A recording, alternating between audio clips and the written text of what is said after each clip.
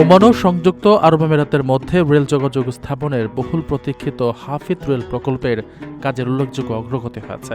সংশ্লিষ্ট কর্তৃপক্ষের বরাতে জানানো হয়েছে, দুই দেশের মধ্যে সংযোগ স্থাপনকারী এই মেগা প্রকল্পে নির্মাণ কাজের 40% ইতিমধ্যে সম্পন্ন হয়েছে। ইতিহাদ রেল, ওমান রেল এবং মুবাদালা ইনভেস্টমেন্ট কোম্পানির যৌথ উদ্যোগে পরিচালিত হাফিজ রেল মূলত 238 কিলোমিটার দীর্ঘ একটি কৌশলগত অবকাঠামো। রেললাইনটি আল আইন, আল বুরাইমি, ওয়াদি আল জিজ্জি এবং সোহারের মতো গুরুত্বপূর্ণ শহর ও শিল্পাঞ্চলগুলোর উপর দিয়ে যাবে। যাত্রাপথে বেশ কিছু দুর্গম পার্বত্য এলাকা এবং গভীর উপত্যকা থাকায় এর নির্মাণ কাজে অত্যাধুনিক প্রকৌশল বিদ্যার আশ্রয় নেওয়া হয়েছে। এর মধ্যে পাহাড় কেটে বড় বড় সুড়ঙ্গ তৈরি, সেতু নির্মাণ এবং বন্যা প্রতিরোধের সমন্বিত আধুনিক ব্যবস্থা অন্তর্ভুক্ত রয়েছে।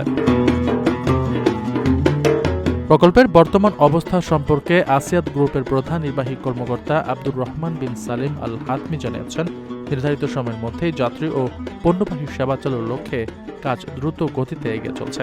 ইতিমধ্যে এ প্রকল্পে 2,70,00,000 ঘনমিটার মাটি খনন ও ভরাট কাজ করা হয়েছে এবং 1,00,000 ঘনমিটারও বেশি কংক্রিটের কাজ সম্পন্ন হয়েছে। এর পাশাপাশি 1 ও 2 নম্বর টানেল বা সুড়ঙ্গের খনন কাজও পুরোদমে চলছে। হাফিজ রেল কর্তৃপক্ষের তথ্য মতে সবচেয়ে আশাব্যঞ্জক দিক হল, এ বিশাল কর্মযজ্ঞে এখন পর্যন্ত কোনো বড় ধরনের দুর্ঘটনা ছাড়াই 1 কোটি নিরাপদ শ্রম ঘণ্টা পার করেছেন কর্মীরা। সবকিছু ঠিক থাকলে এ রেলপথ চালুর পর যাত্রীবাহী ট্রেনগুলো ঘণ্টায় সর্বোচ্চ 200 কিলোমিটার গতিতে চলবে। এর ফলে ওমানের সোহার বন্দর থেকে আবুধাবি পৌঁছাতে সময় লাগবে মাত্র 100 মিনিট এবং সোহার থেকে আল আইনে পৌঁছাতে লাগবে মাত্র 47 মিনিট। প্রবাসীদের জন্য নির্মাণ হচ্ছে দেশের প্রথম স্মার্ট সিটি, যেখানে থাকছে স্কুল, মসজিদ, হাসপাতাল, সুইমিং পুল, হেলিপ্যাড, পাঠাগার, জিম, সুপারমার্কেট, শিশু পার্ক সহ সকল নাগরিক সুবিধা।